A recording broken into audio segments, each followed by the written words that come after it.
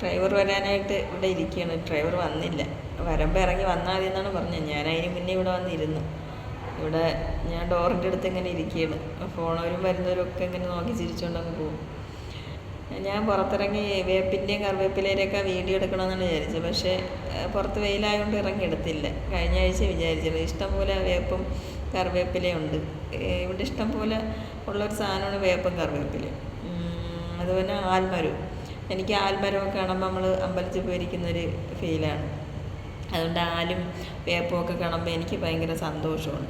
അതുപോലെ തന്നെ ഇവിടെ ഇഷ്ടംപോലെ ചെടികൾ. നമ്മളെ നാട്ടിലാണെങ്കിൽ നമ്മൾ വേണ്ടാത്ത ചില കാട് കണക്കുള്ള ചെടിയൊക്കെ പിഴുതെറിയും. പക്ഷേ ഇവിടെ നമ്മൾ ആ പിഴുതെറിയുന്ന ചെടികളെല്ലാം ഇവിടെ വെച്ച് ഇവിടെ നല്ല ആയിട്ട് വെച്ച് പിടിപ്പിച്ചിട്ടുണ്ട്. നല്ല രസമാണ് അത് കാണാൻ തന്നെ. നമുക്ക് നാട്ടിലായിരുന്നപ്പോഴത്തേന് ചെടികളും മരങ്ങളും ഒക്കെ നമുക്ക് എല്ലാം കാടാണെന്നും പറഞ്ഞാൽ നമ്മൾ പിഴുതെറിയുമായിരുന്നു. പക്ഷേ അതൊക്കെ ഇപ്പം നമുക്ക് ഇവിടെ വരുമ്പോഴാണ് നമുക്ക് ആ പച്ചപ്പും ഇതൊക്കെ കാണാനുള്ളൊരു കൊതി തോന്നുന്നത്. അതുകൊണ്ട് എനിക്ക് ഈ വേപ്പും ആലും ഒക്കെ കാണുമ്പോൾ ഭയങ്കര മനസ്സിന് സന്തോഷമാണ്. ചെടികളും ഒക്കെ കാണുമ്പോഴത്തേന്. കാരണം വീട്ടിലായിരുന്നപ്പോഴും എനിക്ക് ചെടിയൊക്കെ വെച്ച് പിടിപ്പിക്കുന്നത് ഇഷ്ടമായിരുന്നു. അപ്പോൾ ഇനി ചെല്ലുമ്പോഴും ഒരു ചെടികളും പിഴുതെറിയില്ല. കാരണം എന്ന് വെച്ചാൽ നമുക്കുള്ള നാട്ടിൻ്റെ ചെടികളെ ആയാലും മരങ്ങൾ ആയാലും നമുക്ക് ഇപ്പോഴാണ് അതൊക്കെ മിസ് ചെയ്യുന്നത്.